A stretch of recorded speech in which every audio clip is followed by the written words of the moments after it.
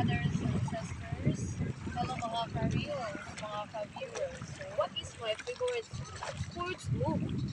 So, I like swimming. So, my favorite sport is swimming. So, I joined Milo contest. Okay.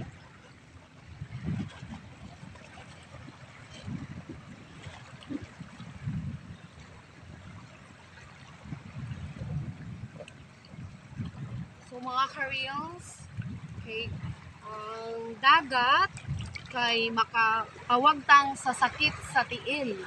Labi na may mga rayuma, mga arthritis, o mga sakit-sakit sa lawas. So, ang oras karon labi na mga hapon, mga alas 5 or alas 6, padulong sa hapon, ang dagat kay sterilized na siya.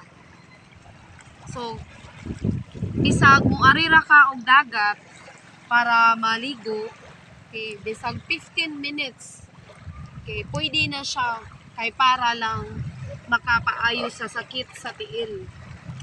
Okay, 15 minutes every day ang imo pagkaligo diri sa dagat. Adlaw-adlaw na siya.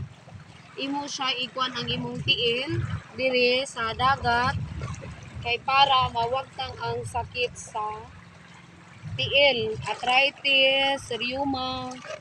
So mao ni siya. Swimming, iligo-ligo ni siya.